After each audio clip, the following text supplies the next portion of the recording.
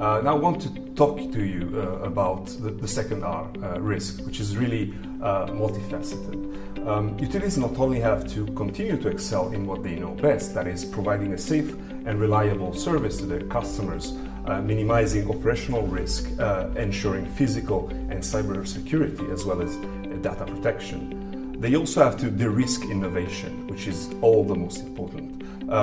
Learning to think big, start small, and scale fast, as well as fail fast, which is really out of their comfort zone, I would say.